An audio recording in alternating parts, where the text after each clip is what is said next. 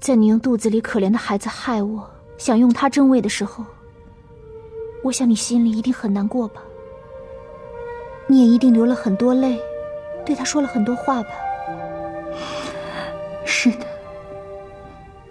我是对他说了很多话。那天晚上，我哭湿了我的睡枕。果真，在冷宫，也不一定生不如死啊，还可以做很多有意义的事情。冷宫应该很冷，很冷吧？我在那儿，我又能做些什么呢？诵经吧，诵经可以让人心静，得善果。我会求皇上，让服侍你的云儿继续服侍你。我会常来看你。我想有一天，你真心悔改了，皇上也会赦免你的罪。董小婉，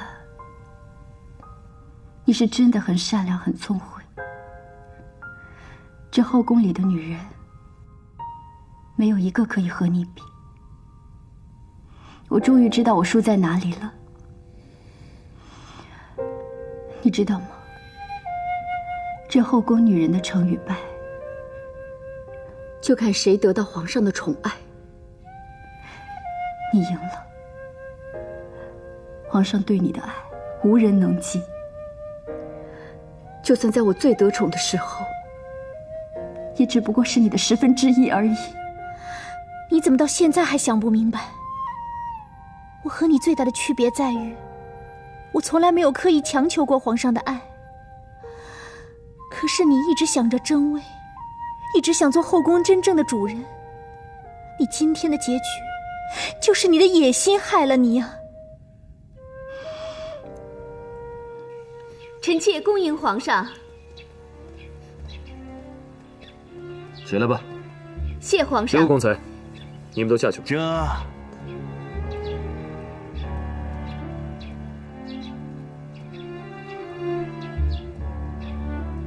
皇上，今日朕来你这里是有件事情想要问你。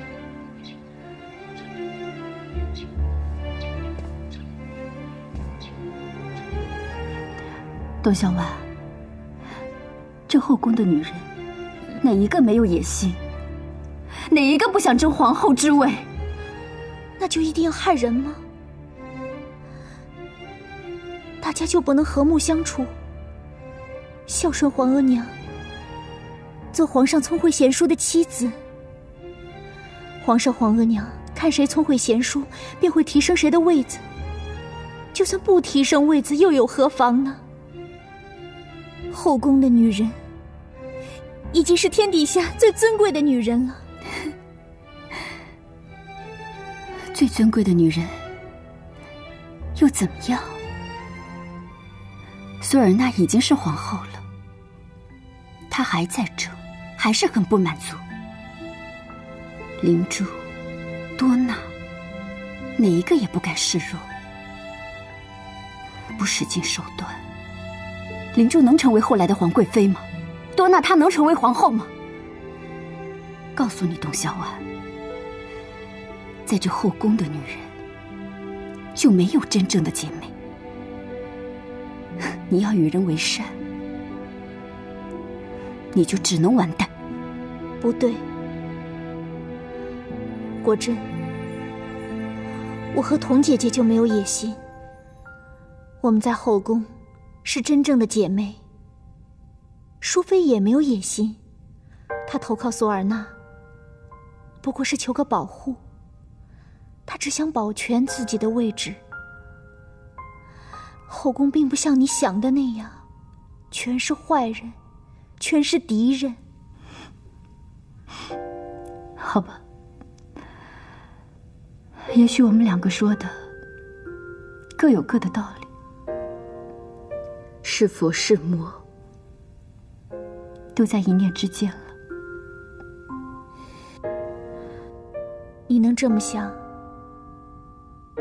说明你心中还是有善的。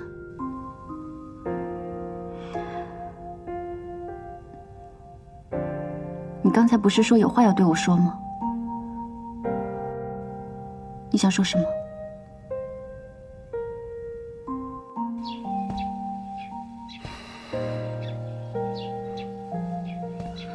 果真所说的你都承认了，很好。让朕震惊的是，你身为皇后，明明知道德妃她已经得到皇额娘的认可，你居然还会指使果真监视她。多纳，你究竟是何居心？你为什么要这么做？皇上对德妃的专宠，臣妾的确心生妒忌，可臣妾什么都没做呀。臣妾现在才明白，并非是臣妾在指使果真，而是果真在指使臣妾。皇上，臣妾是被这个可怕的女人给骗了。你休想把责任都推到果真身上。臣妾，你还没有回答朕的话，你为何要让果真监视德妃？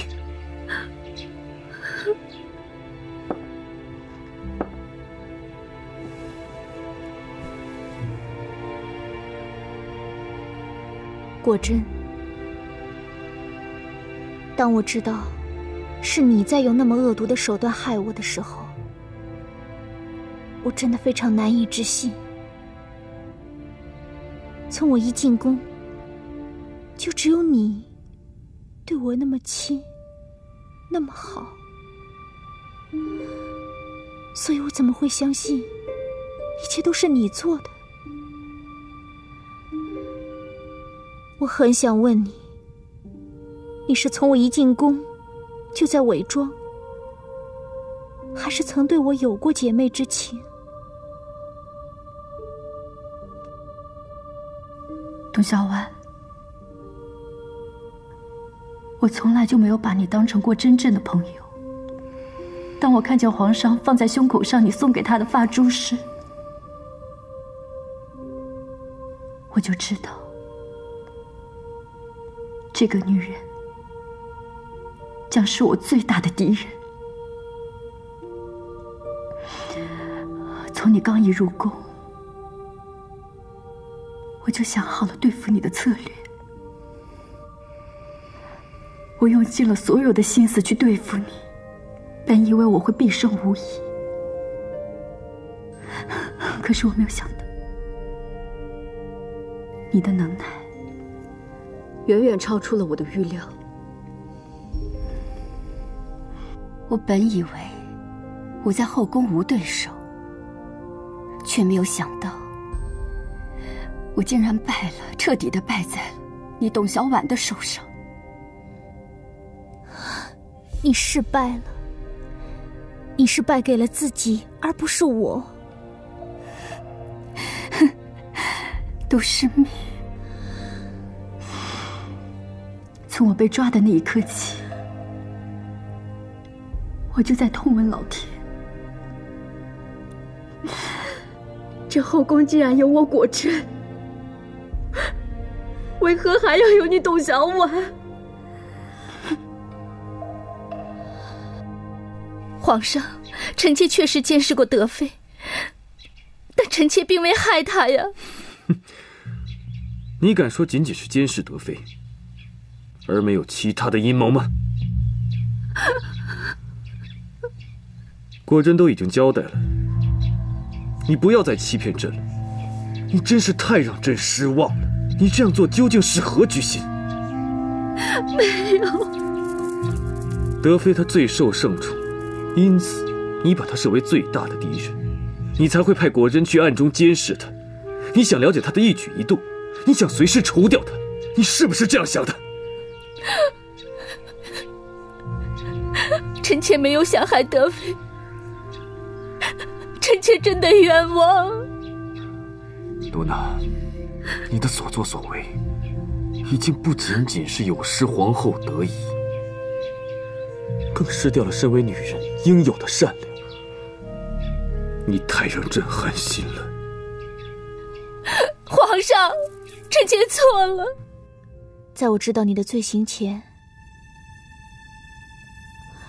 我一直把你当一个好妹妹；在我知道你的罪行后，我一直在想，倘若我们不是在这皇宫，而是在另外一个地方相遇，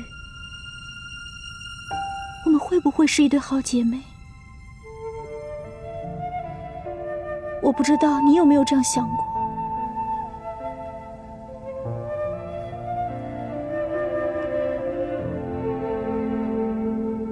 姐姐，我想过，我真的想过。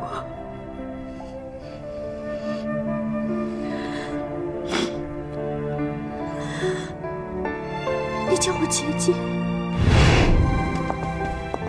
董主子，这位是长春宫静妃。静妃娘娘。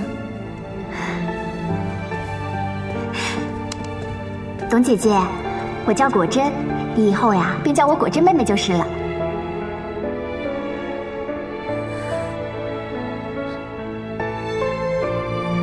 好啊，那我们就比划比划，切磋切磋。妹妹在宫里也闷，就想着来看看姐姐。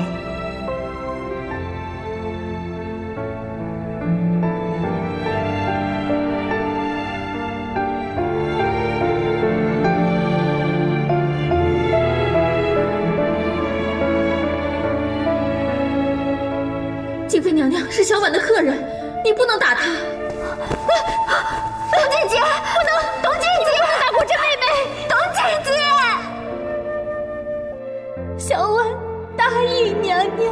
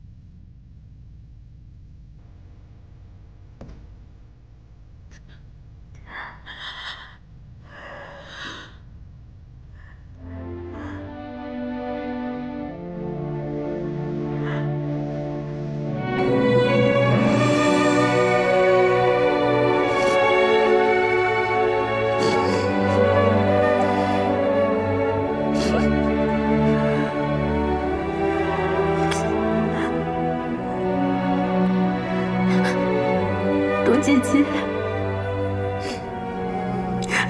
果真错了，是果真对不起你。在这后宫之中，只有董姐姐在果真心中的分量最重。董姐姐是如此的与众不同。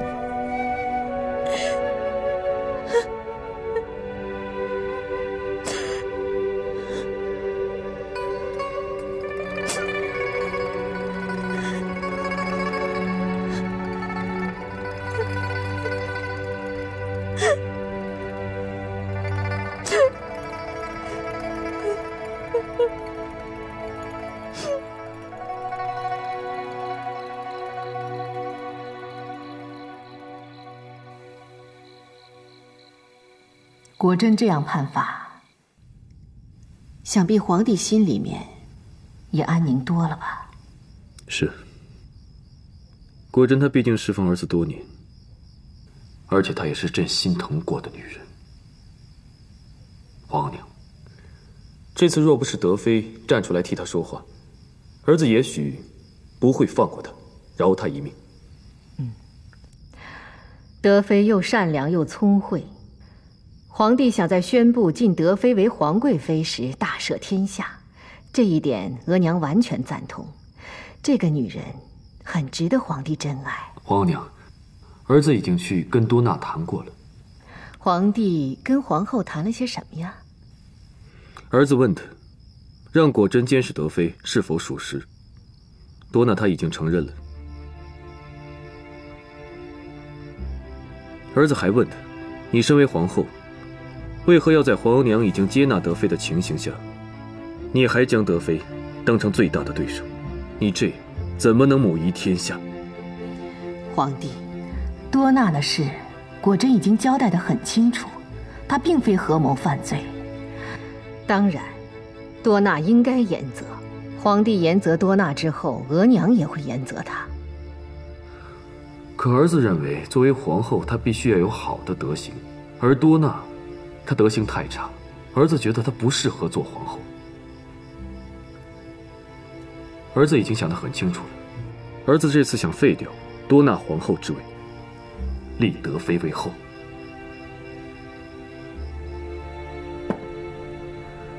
姐姐，我们这次又回宫了。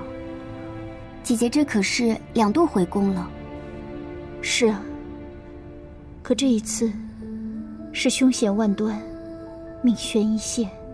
姐姐，那个果真罪大恶极，死有余辜，姐姐为何要替他求情，保他性命呢？姐姐在一定程度上，其实也可以理解果真为什么要这么做。而且姐姐也不想看到皇上还有皇额娘为这事为难。果真那天对着皇上还有皇额娘哭诉，我看到了她眼里的泪水，也听到了她内心最真实的声音。在那一刻，姐姐心里是有些震动的，甚至有些感动。扣扣啊，等你再长大一点，你就会明白了。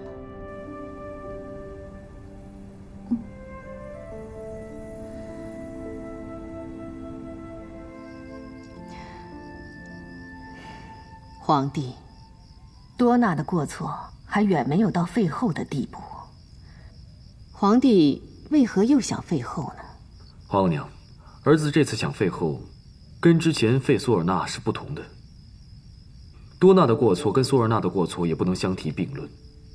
皇额娘说的没错，多纳还没到该废和必废的地步，儿子只是想把多纳降为皇贵妃，再立更适合做皇后的德妃为后，这样后宫才能真的安宁，皇额娘和儿子才能真的省心和舒心。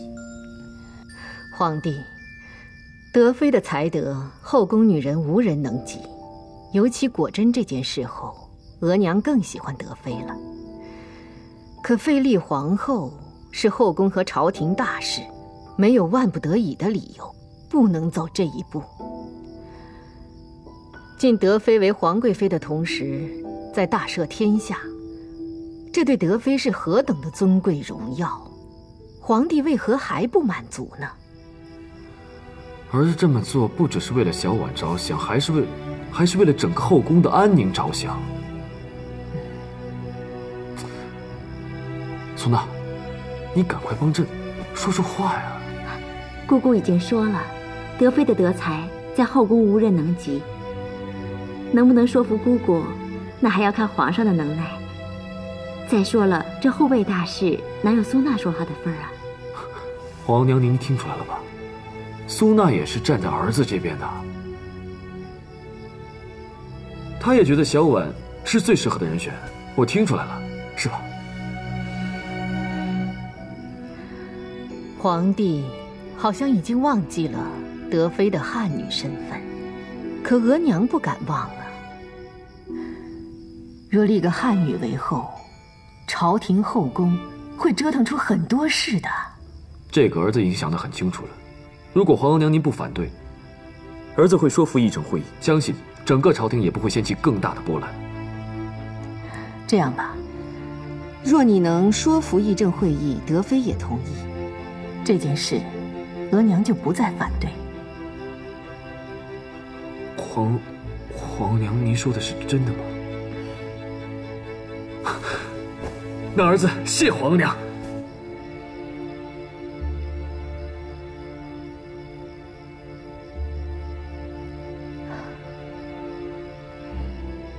起来吧。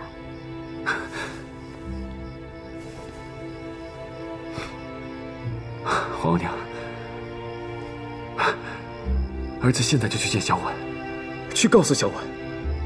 哎呀，皇帝，今天太晚了，让德妃休息吧。明天皇帝再去告诉德妃，好吗？对，已经很晚了。好，儿子听皇额娘的。你也早点去休息吧。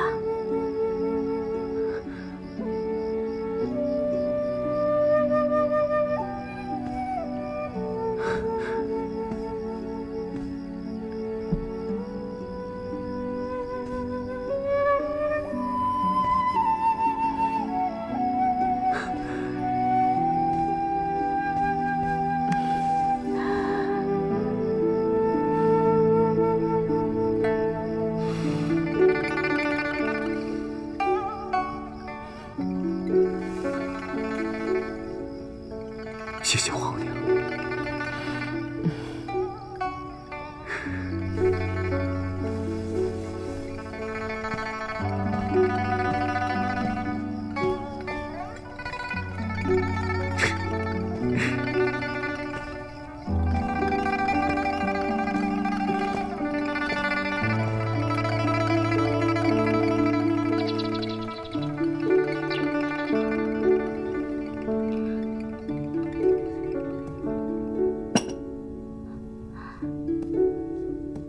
姑姑，您是真心同意皇上立德妃为后，还是在敷衍皇上，和皇上打太极啊？哀家是真心赞同立她为后。德妃真是个极少见的好女人，可惜她是个汉人女子。可是您为什么还这么悠闲，一点都不着急？如果皇上说服了德妃同意上位的话，那姑姑岂不是眼睁睁的看着一个汉女皇后在我大清诞生了吗？你以为皇帝能说服德妃吗？我看他说服不了。姑姑，现在皇上可是挺会说服人的。你想啊，如果皇上告诉德妃，说太后娘娘已经同意立她为后了，那德妃可是最孝顺姑姑的。现在她以为什么障碍都没有了。德妃不但是个好女人，还是个极懂事的好妃子。皇帝跟她说这个没用，她不会听的。她会明白哀家真正的意思。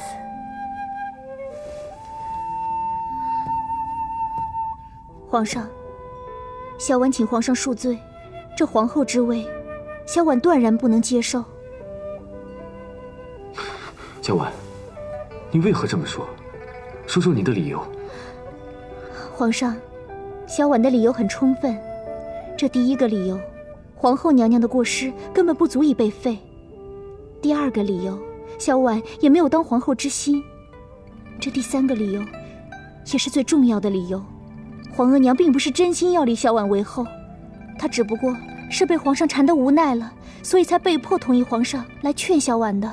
小婉，皇上，你就听小婉的劝，再好好想一想。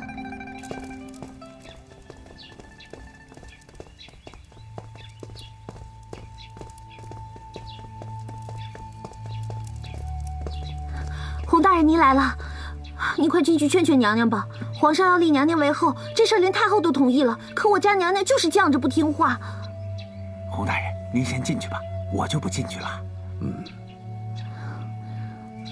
洪大人到。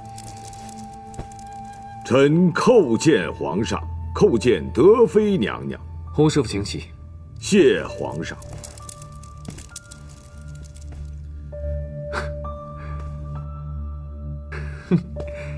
来，洪师傅，你来的正好。朕呢，已经说服皇额娘要立德妃为后，可德妃呢，她并不理解朕的苦心。正好，你呢，替朕好好劝劝她，啊？皇上，臣来到钟粹宫，不是来劝德妃娘娘的，而是来劝皇上的。臣恳请皇上马上放弃立德妃娘娘为后的想法，放弃废多纳皇后的想法。洪大人，朕封德妃为后，真的不是在意气用事啊。臣冒死罪，也要把臣心里的话全部讲出来说清楚。多纳皇后并未犯有该废必废的过错，皇上要立德妃为后，归根结底还是因为深爱德妃娘娘。你错了，朕只是认为德妃跟多纳比起来，德妃更适合做这个皇后。皇上，如果德妃娘娘是满蒙女子，老臣10000个支持皇上立她为后，连太后娘娘也都会支持皇上。可是德妃娘娘是汉人女子，德妃娘娘能够进位至皇贵妃，已经是天大的尊贵和荣耀了。皇上已经打破了当初太后设定的底线，连太后也接受了现状。皇上，你何必还非要打破那不能打破的底线呢？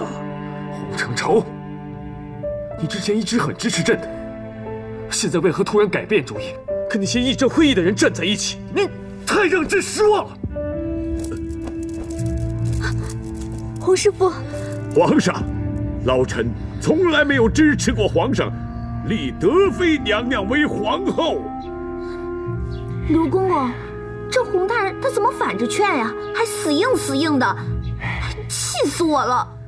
扣扣，待会儿你家娘娘会比洪大人还死硬。臣是汉人，是皇上最信任的汉人，连老臣都坚决反对的事，那议政会议会认可吗？本已经安宁的大清王朝，岂不是要再起风浪啊？如果你担心的是这个，朕可以告诉你，大可不必。因为现在的议政会议，朕完全可以控制他们，朕可以控制这个局面。皇上，如果皇上以为已经可以完全控制议政会议，已经可以完全随心所欲地控制一切，那皇上就错了。皇上，如果你要强行压制议政会议正常的声音，那绝非是朝廷和大清之福啊！洪承畴，你今天到底要干什么？你到底要干什么？你是要跟朕故意过不去是不是？好，那朕就明白地告诉你，现在既然皇额娘已经松口，那朕就可以强行下旨，立后废后。皇上，如果真的要这么做，就好像用一根刺扎在太后娘娘的心上。皇上对太后娘娘就是不孝，臣也奏请挂冠辞职。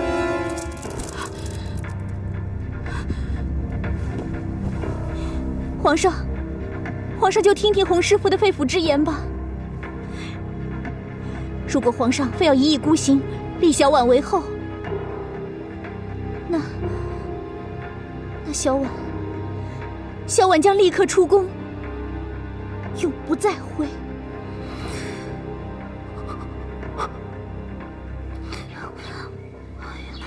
我家娘娘比洪大人还死硬。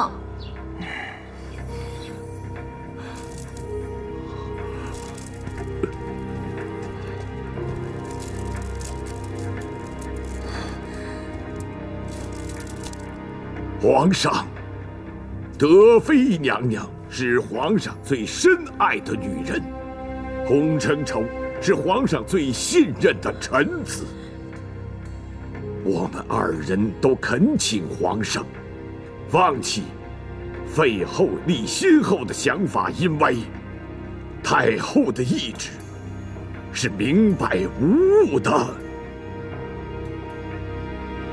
太后将这个难题交给德妃，交给洪承畴，是太后的智慧，是太后娘娘对皇上无比的爱和期盼。正因如此，臣请皇上三思。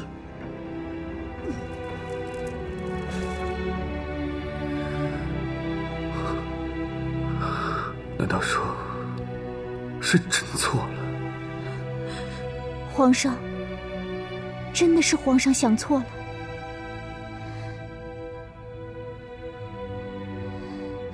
小婉想借这个机会多说两句话，算是向皇上谏言吧。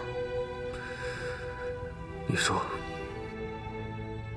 皇上对小婉的情，本来就让后宫嫔妃们对小婉心怀敌意，加上小婉特殊的汉女身份，后宫的嫔妃们对小婉不好，皇上却对小婉宠爱有加，这就无意之间让后宫的嫔妃们对小婉的敌意更深，也无形之间加剧皇上对其他嫔妃的情感伤害。这后宫的女人，用民间的话来说，都是皇上的媳妇。皇上的媳妇众多，便不能只宠其中的一个两个。皇上只宠爱小婉，小婉心里十分感恩。可是皇上这样做，却让众多嫔妃都备受冷落，这对他们是不公的。日子一长，后宫争斗便会越演越烈。皇上，就拿这次皇后娘娘的事来说吧。据小婉观察，皇后娘娘对后宫其他嫔妃并没有什么恶意。皇后娘娘之所以对小婉有敌意、有戒心、有防范，我想也是因为皇上太过于宠爱小婉。皇上这次又有废后立后的想法，皇上这么做对皇后娘娘是残酷不公的呀。皇上，德妃娘娘说的多好啊！德妃娘娘深明大义，皇上对德妃娘娘的爱，对德妃娘娘的情，一直都令老夫万分感动。如果皇上能像德妃娘娘所讲，能够克制一点对德妃娘娘的情，并善待其他的后宫嫔妃，也许真是一个减少后宫纷争的良方啊！皇上，老臣说一句不大妥当的实话，其实皇上不用立德妃娘娘为后。德妃虽非皇后，已经胜似皇后。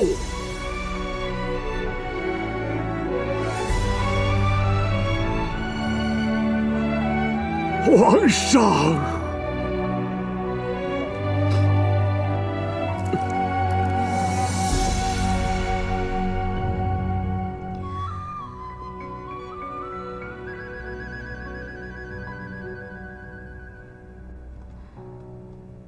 皇帝对德妃的情太深太重，正好又赶上多纳皇后有过失，皇帝就以为找到了废后的充足理由。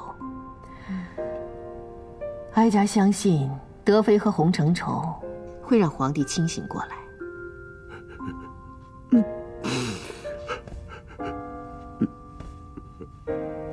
起来。多谢皇上。小婉，朕现在明白了，你和洪师傅说的都很有道理。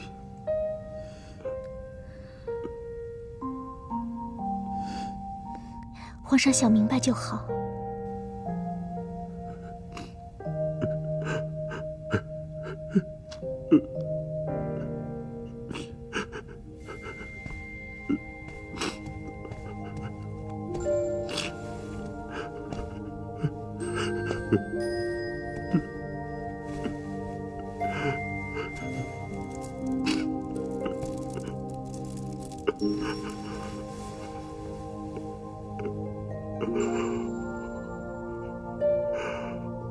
皇上，洪师傅，你又救了朕一次。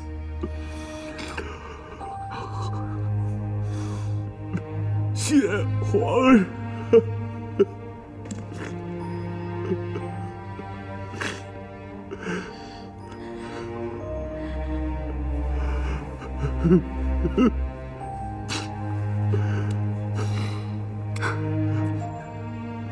朕现在想，朕的皇娘真的厉害，她都没出宫，朕就败了。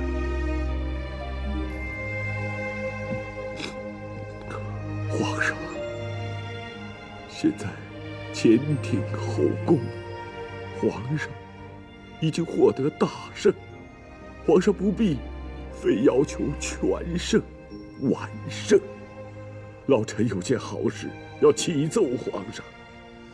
前几日，皇上让议政会议共同商议的废除三法之事，现在议政会议已经全票通过，赞同圣意，三法终于在皇上的手上废除了。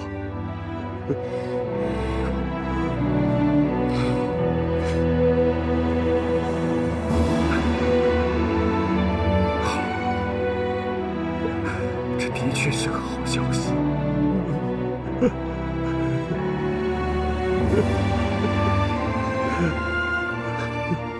刘光彩，奴才在。万岁爷，还不赶紧把这么好的消息去禀报朕的皇额娘？这。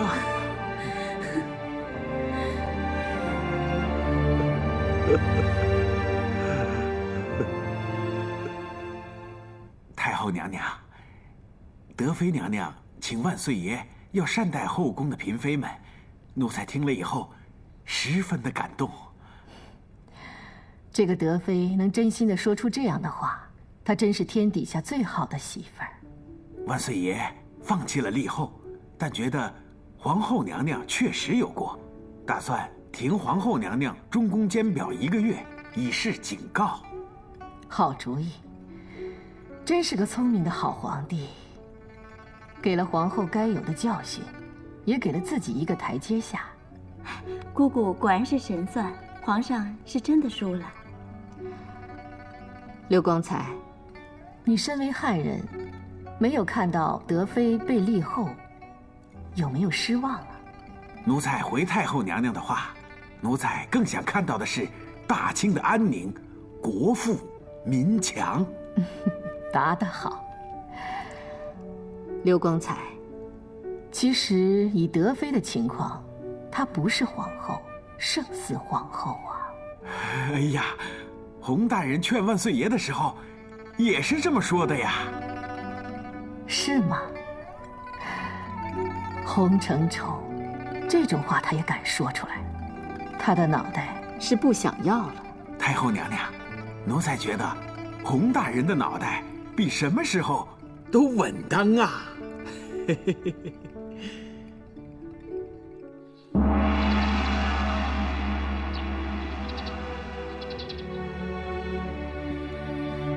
宣旨。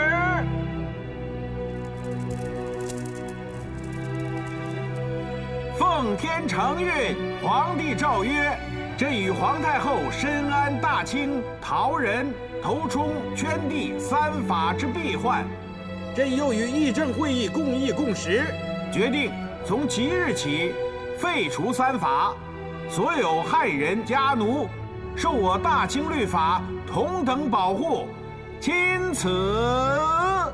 吾皇万岁万岁万万岁！平身。谢皇上。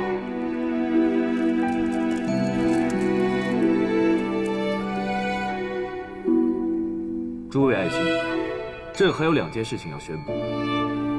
第一，后宫进皇贵妃之事，经朕与皇太后商议决定，册封德妃董鄂氏为皇贵妃，居宫不变。第二，朕亲政多年，从来没有过大赦天下之举。今国泰民安，大清日益强盛，朕不会掩拦。董鄂氏乃是朕最爱之皇妃，因此经朕提议，经皇太后赞同，决定在册封皇贵妃之日，大赦天下。吾皇